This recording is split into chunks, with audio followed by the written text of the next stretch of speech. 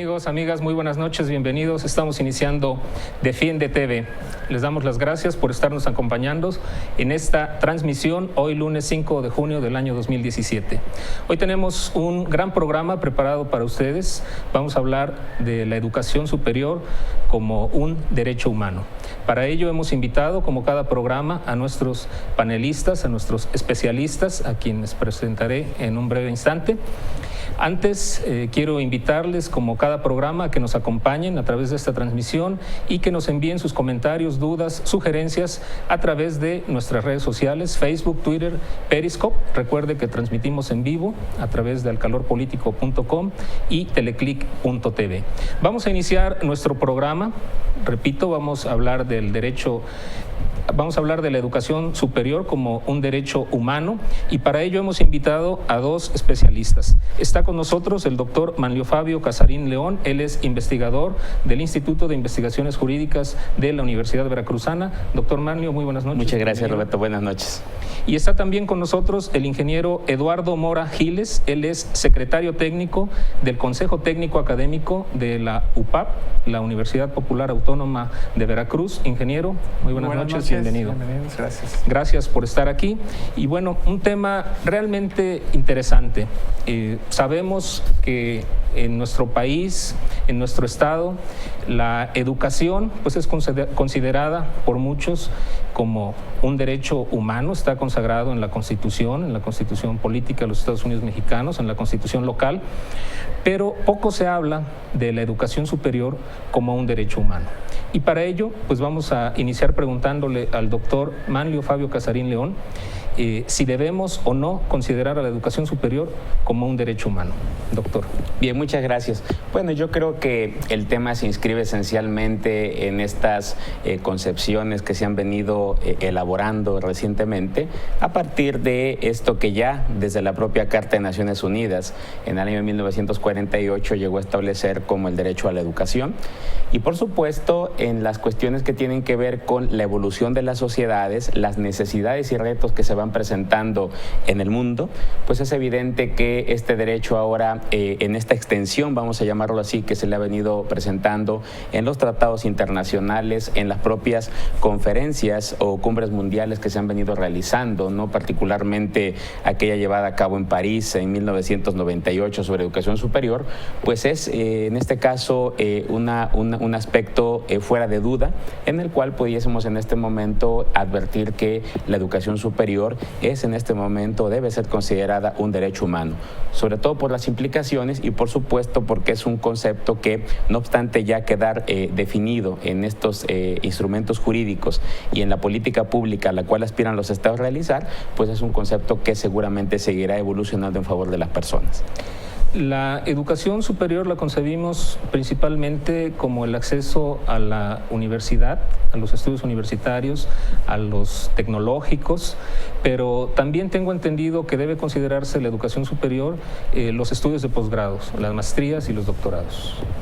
¿Doctor? Sí, vaya, yo creo que, como decía al principio, se trata de una categoría que ha ido evolucionando, se ha ido transformando, sobre todo a partir de las necesidades que van presentando las sociedades, estos nuevos retos y desafíos, no solamente cuando se enfrentan a determinados fenómenos económicos, políticos, sociales o culturales, sino ahora también más que nunca estos nuevos desafíos derivados de las tecnologías, derivados de estas cuestiones vinculadas a la carretera de la información, las TICs, como se les conoce, y también, por supuesto, estas nuevas situaciones en el mundo, no solamente en nuestro país, que exigen forzosa y necesariamente que los estados volteen a la formación y cualificación de sus recursos humanos vía educación superior en sus diferentes niveles, en sus diferentes etapas, ¿no?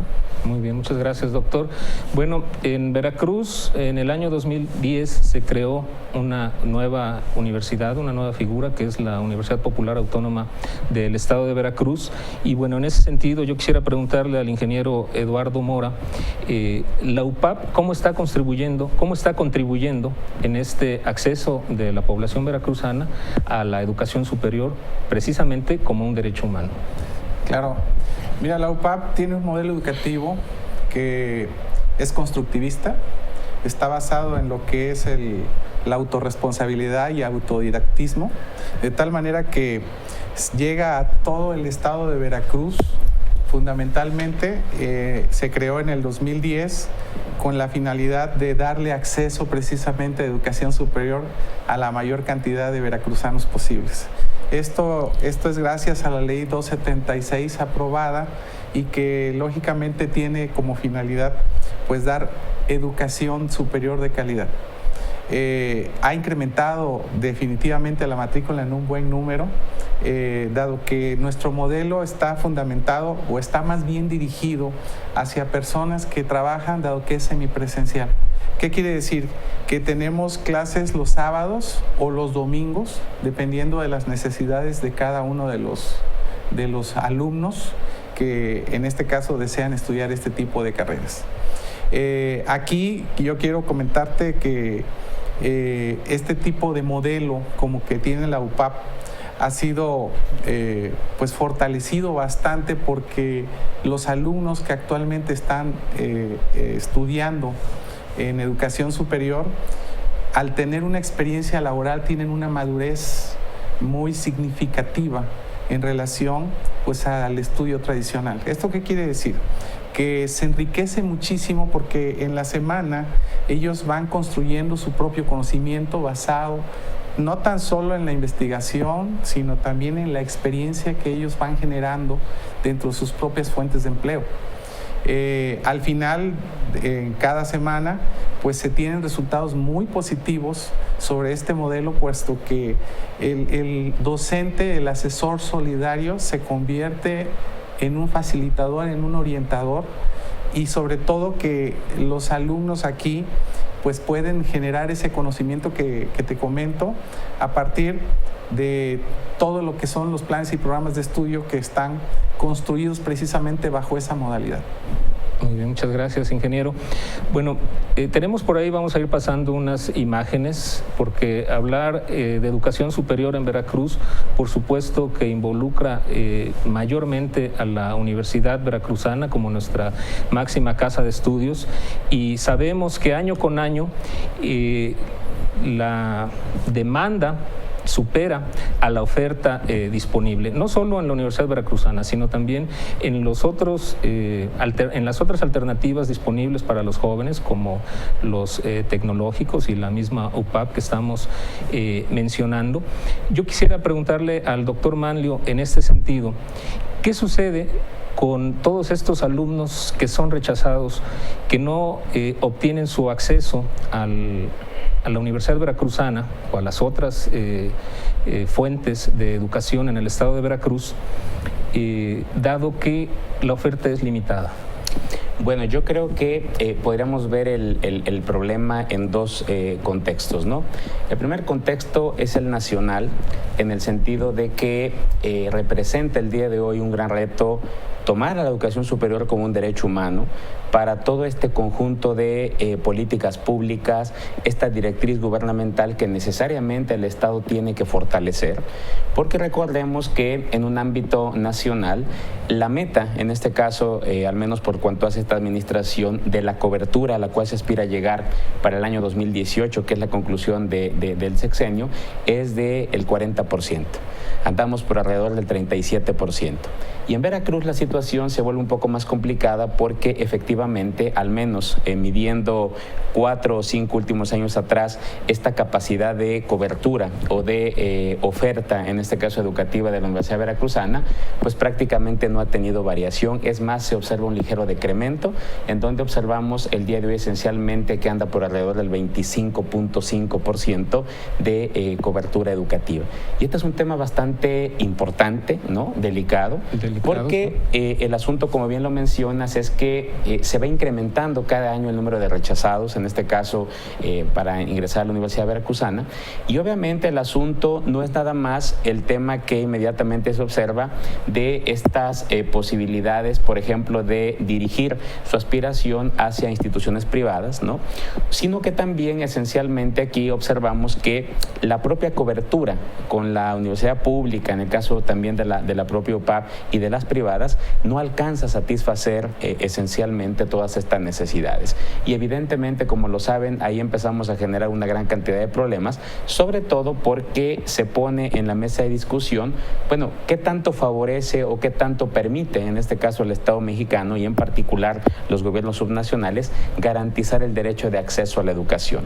Y hay varias implicaciones, porque finalmente recordemos también que esto pues necesita leerse con otra serie de estructuras institucionales, por ejemplo, la naturaleza de la universidad pública, en donde ella misma, de acuerdo al artículo 3º constitucional, tiene una facultad, una autonomía, por ejemplo, para gobernarse, para determinar sus planes y programas, para asignar, en este caso, la oferta disponible de acuerdo a su capacidad. Y estas situaciones contrastan de una manera bastante clara con todas estas pues volúmenes o cifras alarmantes de muchachos, sobre todo de jóvenes, que egresan del bachillerato y que no tienen, en este caso, garantizado pues el nivel superior. Y este es un tema que hay que ponerle mucha atención en esta perspectiva de ver a la educación superior como un derecho humano exigible, ¿no? Exigible en todos los aspectos de la vida social. Efectivamente. Bueno, invitamos a las personas que nos están sintonizando a que pues, nos envíen sus comentarios, sus dudas, sus preguntas. Recuerde que estamos transmitiendo en vivo y se puede comunicar con nosotros a través de las redes sociales como Facebook, Twitter y Periscope. Mencionaba un tema importante, doctor. Los derechos humanos son concebidos en un ámbito que deben ser progresivos. Y bueno, ya se mencionó que lejos de aumentar la oferta educativa, ha venido retrocediendo. Eso tiene que ver también mucho con el presupuesto que se asigna año con año, y no solo estamos hablando de Veracruz, sino a nivel nacional. Hay una meta establecida, un propósito establecido en la Constitución que debe establecerse, fijarse un mínimo, 1% del Producto Interno Bruto para labores de educación, de difusión, de la cultura y la ciencia. Sin embargo, estamos muy lejos de alcanzar ese porcentaje establecido en el Plan Nacional de Desarrollo. Y bueno, asimismo en Veracruz, incluso, bueno, es por todos conocidos la situación financiera que enfrenta la UB por una falta de administración de recursos hacia esa entidad. Pero en este sentido, ¿qué podemos hacer, qué podemos esperar los ciudadanos cuando el Estado no está cumpliendo con esa aportación económica para fondear las instituciones de educación superior, instituciones de educación pública? Sí, lo primero que debemos señalar con bastante claridad es que hace aproximadamente 6 años se lleva a cabo una reforma trascendente en el ordenamiento jurídico mexicano. Esta reforma en materia de derechos humanos me parece que representa el parteaguas de todas estas concepciones mediante las cuales se venía entendiendo no solamente el derecho a la educación o la educación superior, sino en general el asunto de los derechos humanos. Cuando se llega a plantear la reforma, hay que tratar de decirlo así, ¿no? Se vienen en este caso generando una serie de compromisos, deberes, obligaciones o responsabilidades del Estado mexicano y sus autoridades para, en este caso, promoverlos, garantizarlos, protegerlos y en su caso repararlos en el momento en el cual fueren violentados. Esta situación tal parece que hasta este momento no ha sido entendida en sus justos términos.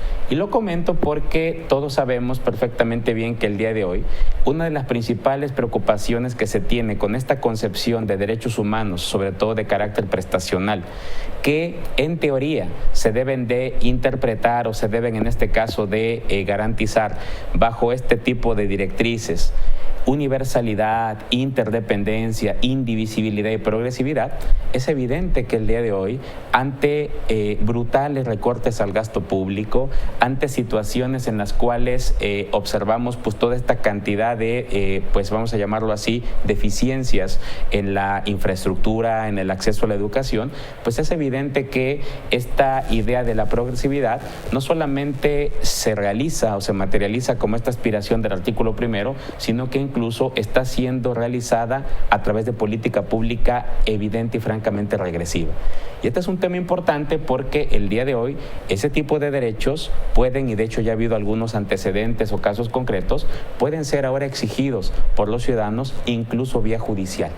Y la vía judicial implicará no necesariamente partir de lo que se ha interpretado tradicionalmente, sino darle un giro, en este caso en la interpretación, a cómo esos derechos no representan opción o no representan posibilidad al Estado, sino que es un deber directo garantizarlos de una manera esencial, precisamente porque están conectados con todos estos aspectos vinculados a su pleno ejercicio, y evidentemente en una sociedad que se dice democrática es un deber que tiene que realizar el Estado. Fíjense lo importante, que si bien es cierto es un asunto de dinero en alguno de sus partes, un asunto financiero, también lo es que el Estado, bajo este tipo de concepciones, necesita hacer un alto en el camino y redireccionar el gasto público a las prioridades que exigen necesariamente garantizar los derechos humanos.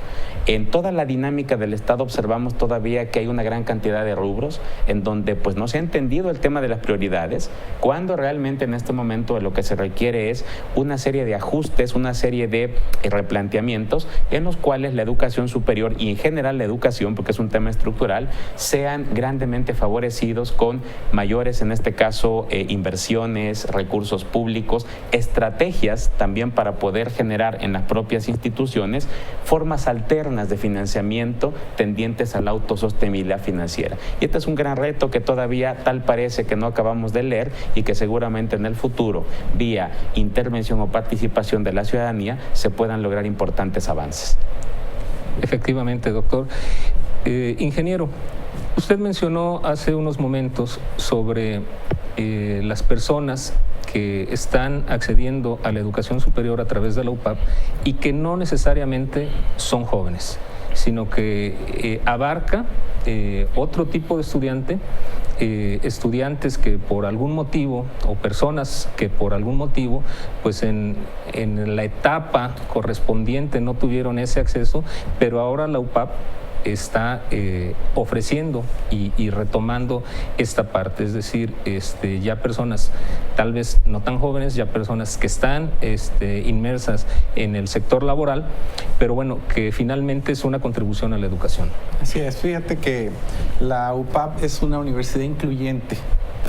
Esto me refiero porque, en efecto, la mayor parte de nuestros alumnos trabajan y, lógicamente, al ofrecer esta opción, hacen el esfuerzo de estudiar. No obstante eso, no está limitado únicamente a personas mayores. También en la universidad, como hace un rato lo comentaste, aquella persona que desee ingresar a tener una carrera de educación superior, con el bachillerato concluido, tiene también acceso a él.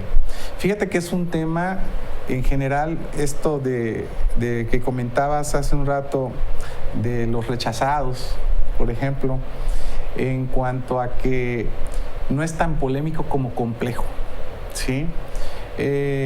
Ahí sí te comento que la complejidad viene inmersa precisamente en un dato que tú dabas hace unos momentos. Normalmente hablamos de capacidad y méritos de un estudiante, y sobre esa base elegimos como universidad pues a los que tienen esas dos condiciones. No obstante esto, hay un dato que la INEGI nos da que es también hasta pareciera contradictorio. En la INEGI dicen que de cada 100 estudiantes que ingresan a la educación superior, solamente egresan 8, ¿sí?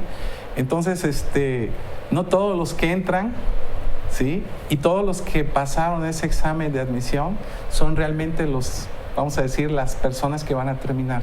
Solo 8 personas de 100 van a lograrlo. Y muchas veces quedamos en el camino por diferentes circunstancias, ¿no? Generalmente, ¿tiene que ver con la rigidez de los planes de estudio? Tiene que ver más que nada con la condición humana, ¿sí? La condición humana me refiero a problemas de orientación vocacional, porque debo de decirlo tal cual, me ha tocado estar frente a una mesa de admisiones y ver que llegan los candidatos a ser alumnos de educación superior y preguntar qué carreras tiene la universidad. Y entonces le dices que tienes medicina, que tienes ingeniería, arquitectura, derecho. Y entonces, al preguntar sobre los informes, ellos mismos dicen, ¿me puede usted dar los informes de medicina y de ingeniería para poder decidir en base a eso? Entonces, desde ese momento ya estamos viendo que hay algo que desde la elección de la carrera no está funcionando bien. ¿Y a qué voy? Pues voy a que un estudiante que llega con esa condición, muy seguramente cuando elija una carrera es como un volado, ¿no? Es muy probable que se quede, muy probable que se vaya.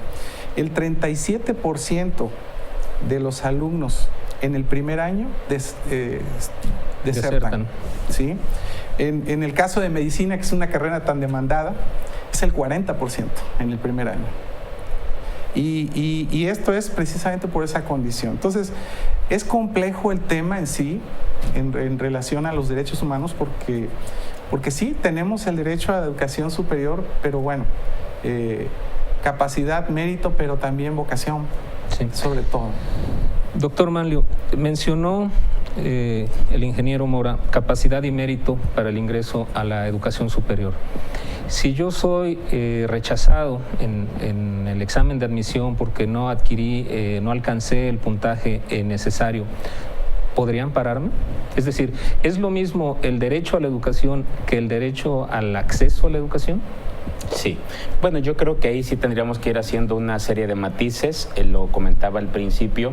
El tema es complejo, ¿no? Como se dice, precisamente porque en ese momento hay dos, vamos a llamarlo así, aspectos que en un momento dado se pueden enfrentar o tener algún punto de colisión. El tema de los derechos humanos, en este caso como derechos, pues vamos a llamarlo así, exigibles, ¿no? Por las vías, en este caso que marque el ordenamiento, pero también enfrentados a la garantía institucional de la autonomía universitaria. Por ejemplo, en muchos planteles de educación superior, esa facultad de autogobierno, esa facultad para determinar planes y programas, su oferta educativa y todo, pues evidentemente también habla de esa capacidad que ellos en un momento pueden tener para recibir y para poderles dar educación a este tipo de personas. Entonces el asunto es complejo en ese sentido. Y lo comento porque aun cuando existan en este caso ese tipo de, pues vamos a llamarlo así, blindajes institucionales, en este momento me parece que este desarrollo o este tipo de pues avances en materia de derechos humanos exigen necesariamente, al menos en materia de educación superior, tres cosas. La primera de ellas es que es un paradigma que debe de permear sin diferenciaciones o sin una heterogeneidad que te implique en un momento dado garantizar por un lado ciertos derechos y por el otro lado violentar otros, ¿no? Poníamos el caso en donde a nivel nacional hay algunas instituciones de educación superior que, por ejemplo, hablan de los pases automáticos del bachillerato a la universidad. Bueno, pues aquí viene la discusión del tema de la igualdad, ¿no? El tema de la no discriminación. Y por el otro vienen los temas de la capacidad y el mérito, ¿no? Esto en un paradigma de derechos humanos necesariamente se tiene que conciliar y para ello durante bastantes años, los años anteriores, hemos sido unos convencidos de la necesidad de legislar a nivel nacional en torno a una nueva ley general de instituciones de educación superior precisamente para armonizar el paradigma de los derechos humanos frente a estas nuevas realidades, de tal suerte que se puedan conciliar todos estos entornos o situaciones que permitan a las personas acceder a la educación superior, pero bajo esta idea de sistema, ¿no? Porque ahora, y si bien es cierto que se habla de un sistema educativo nacional, pues vemos muchas inconsistencias, y también que en esas bases que pueda contener esa ley de instituciones de educación superior se puedan ir abordando los demás aspectos que le permitan darle viabilidad. Por ejemplo, el financiamiento, el tema que tiene que ver, por supuesto, con estas cuestiones que nos pueden ir llevando a situaciones, digo yo, virtuosas de la vinculación o extensión de los servicios a la sociedad y en general aspectos que hagan el derecho humano posible, pero a través de una serie de estrategias, vamos a llamarlo así, integrales, que nos permitan adoptar una política de educación superior congruente, hasta donde sea posible estandarizada, precisamente para que no haya necesidad en el futuro de ir despertando todos estos litigios judiciales, ¿no? Inciertos en muchos aspectos y finalmente de manera gradual, progresiva, como se dice en la propia Constitución, en el artículo primero, se puedan ir garantizando adecuadamente este tipo de derechos a las personas que, fíjate bien, ingresan a las instituciones de educación superior, pero también el Estado con el deber u obligación de establecer alternativas, de establecer una serie de vías, en este caso diferenciadas, para las personas que son rechazadas. Aquí hay una serie de exigencias del mundo laboral actual, en donde, como ustedes lo saben, no es nada más el tema de egresar licenciados, de egresar ingenieros o médicos, también hay actividades o funciones técnicas que el Estado podría fortalecer, la capacitación para el trabajo en esos niveles, precisamente para darle mano de obra calificada a un enorme sector de la sociedad que requiere ese tipo de conocimientos. Por ejemplo, las pequeñas y medianas industrias, las mini pymes, el tema que tiene que ver con el sector productivo en general, requiere también otra serie de profesionales que no necesariamente se encausarían para esto. Y termino con una cosa adicional que decía en este caso un ingeniero. El tema de la deserción es un tema grave. Es un tema grave porque esencialmente estas cifras del 40% aproximadamente a nivel nacional de personas que desertan en la educación superior, en su gran mayoría lo hacen por cuestiones económicas. Y ahí tenemos un problema estructural que habría que atacar de raíz, conectando el derecho a la educación con los demás derechos prestacionales, en esta vertiente o visión progresiva. Claro, por supuesto, porque están interrelacionados todos los derechos. Ya hablamos de los rechazados a las universidades públicas. También hay otro tema muy mencionado, los recomendados, ¿no? Que pues es un tema que lastima. Y en ese sentido yo quisiera preguntarles, ¿podemos considerar a la educación superior como incluyente en el estado de Veracruz? Es decir, una educación superior que no discrimina, una educación superior que respeta los principios de igualdad, como lo dice la Constitución, y que tienen las mismas condiciones de ingresar jóvenes y no tan jóvenes, tanto de las zonas rurales como de las zonas urbanas. No sé quién me quiere. No todas las universidades tienen este principio de ser incluyentes.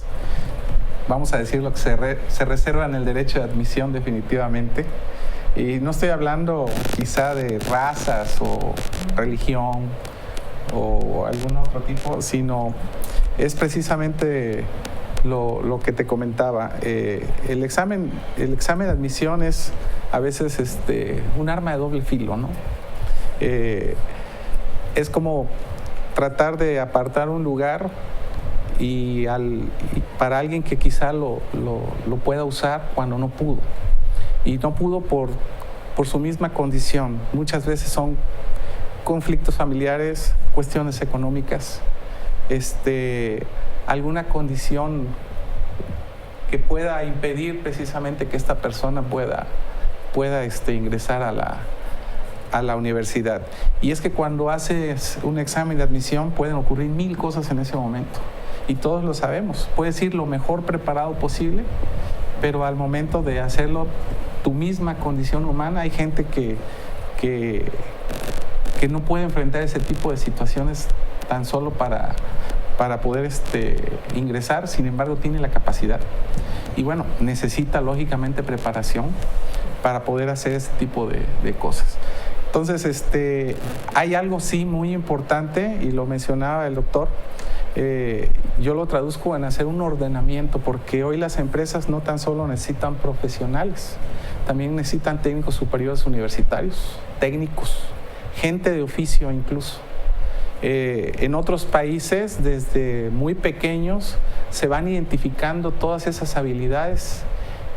Recuerden que al final de cuentas, lo único que hacemos como seres humanos en una universidad es dotar de conocimientos sobre algo que nosotros por vocación ya lo podemos hacer, ¿sí? Entonces, aquí hay que analizar muy bien la estructura desde las bases mismas, ¿sí? Para poder hacer que cada quien haga lo que es capaz de hacer, ¿sí? Y creo que quien hace las cosas bien, sea técnico superior universitario o incluso licenciado o ingeniero o médico, tiene buenas retribuciones económicas. Las personas que trabajan con pasión, con vocación, normalmente trabajan con mucha calidad. Y creo que esa parte es muy importante tomarla en consideración, y obviamente pues la actitud. Claro, por supuesto. Habilidades, competencias, actitud. Así es. ¿No? Hay un tema que me gustaría que mencionáramos, tenemos muy pocos minutos para concluir el programa, pero yo quisiera que comentáramos al respecto de la educación en línea, de las tecnologías de la información. Ya había mencionado el doctor algo al respecto, sin embargo creo que estamos dejando pasar una gran oportunidad, creo que estamos muy retrasados en el tema. Y estoy hablando no solo de las universidades públicas, sino también de las universidades privadas, porque pues ahora con la tecnología tan avanzada con que se cuenta, pues podemos llegar a miles, si no es que millones de personas, y estamos dejando pasar esa oportunidad, tanto en la UB, en la UPAP, insisto, en la iniciativa privada también, no se tiene esta visión. Cuando ya hay otras entidades en México y por supuesto no se diga en el extranjero, que han sabido utilizar las tecnologías de la información para hacer llegar la educación superior a grandes volúmenes de personas. Y bueno, en ese sentido yo quisiera que me dieran su opinión al respecto, doctor. Sí, bueno, yo creo que dentro de estos nuevos desafíos, vamos a llamarlo así, de los estados con relación a la educación superior, pues está precisamente este elemento de innovación o de diversificación, vamos a llamarlo así, no solo de la oferta educativa, ¿no?, atendiendo a la pertinencia que tengan diferentes disciplinas o carreras atendiendo a las regiones del país o del estado, sino esencialmente estas nuevas modalidades, en este caso de enseñanza-aprendizaje, a partir del aprovechamiento de las nuevas tecnologías. Son unas herramientas con un potencial impresionante, ¿no? Este es un tema que llegó para quedarse, es un tema que seguirá teniendo un mayor auge en el futuro, pero que las instituciones de educación superior deben de leer o deben de asimilar, estableciendo toda una serie de directrices, ¿no?, o de programas destinados, número uno, a potenciar la ampliación de la cobertura educativa y evidentemente a partir de esto ir generando estrategias o ir generando también programas para poderle dar un auténtico sentido a la formación, por ejemplo, semipresencial o a distancia, que tampoco riña en este caso con los valores genéricos que se le tienen que imprimir a una persona que accede a este tipo de estudios. No es nada más el tema técnico, sino también de alguna manera buscar una estrategia, buscar algún tipo de conexión con todos los demás valores, porque no olvidemos que en esencia acceder a esta clase de estudios también tiene una muy fuerte conexión con los valores de la vida diaria, con los valores que representan el formar auténticos ciudadanos, responsables, honestos, etcétera. Y esta es una cuestión que no debemos dejar de vista para el solo hecho, como se dice de una manera peyorativa en varios ámbitos, ¿no?, el solo hecho de maquilar, en este caso profesionistas, sino de crear ciudadanos responsables, honestos, preparados, que finalmente respondan a las necesidades o exigencias de la sociedad, máxime cuando se trata de una institución pública. Esto es importante porque también hay que tratar de hacer un lado aquella famosa idea de que lo público esencialmente conlleva a esta deber o obligación gubernamental de administrar los fondos o los presupuestos. Este es un tema erróneo porque el día de hoy en ninguna parte del mundo la educación superior tiene un fondeo o un soporte financiero exclusivamente del gobierno. Es un tema en donde la sociedad también tiene que concurrir, no nada más con los impuestos, como dicen de una manera genérica, sino que también se tiene que involucrar para participar en todos estos esquemas de financiamiento, vías alternas de conseguir recursos, precisamente porque la educación superior, en este caso, condiciona y condicionará en el futuro el progreso o desarrollo que tenga un país, sobre todo frente a los nuevos desafíos, en donde, como ustedes lo saben, los problemas se están acentuando cada vez más, y dentro de las pocas salidas que tienen los estados para poderles dar paulatina solución está precisamente el formar nuevos profesionistas con otras visiones y a partir de estas nuevas opciones que se le tendrían que imprimir desde las instituciones de educación superior, como sería la enseñanza o los modelos, en este caso semipresenciales o a distancia. Son una excelente alternativa. Sí, ¿la UPAP tiene contemplada alguna política, alguna estrategia en este sentido? Sí, de hecho tenemos el bachillerato virtual. Es exactamente lo que acaba de definir el doctor, en donde el alumno, a través de una plataforma tecnológica de la UPAP, puede acceder a los programas, planes de estudios, a tener en este caso contacto con sus docentes para efecto de que puedan hacer el bachillerato, sobre todo en el momento que ellos requieran, dado que pues hay muchas gentes que trabajan. y bueno, requieren precisamente de ese tipo de ayudas. Nosotros tenemos una experiencia bastante buena y bastante aceptada en ese renglón, y sí estamos en un proceso también para proyectar educación superior en línea. Hoy las tecnologías de información nos ofrecen muchas cosas que pueden fortalecer algunos aspectos de enseñanza-aprendizaje. No tan solo estamos hablando de los contenidos, sino también de la interacción. Lo vemos en las redes sociales, es lo menos que puede tener en este caso una plataforma de esta índole, y estamos muy ciertos y muy seguros de que este tipo de tecnologías además ofrecen una opción muy buena para la educación en Veracruz. Creemos y a un costo accesible. Exactamente, tanto para el alumno como para la misma educación, ya que abate muchísimos costos al utilizar este tipo de tecnologías. Abarcamos a mucha más gente y no importa en dónde estén incluso. Así es. Cuando habla de educación superior, ¿estamos hablando a nivel licenciatura o también posgrado? Licenciatura y posgrado. Licenciatura y posgrado. ¿No? Pues sería excelente que podamos contar en la UPAP, en la UB y, insisto, en las instituciones privadas con este tipo de programas, ya que se puede llegar a miles, si no es que millones de personas. Tenemos algunos comentarios. René Álvarez Montero, excelente programa, felicita a los panelistas. Perla del Carmen Morales, excelente tema, muy interesante.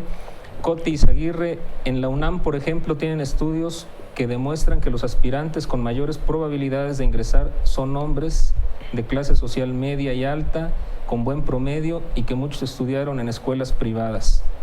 ¿En Veracruz hay algún estudio parecido?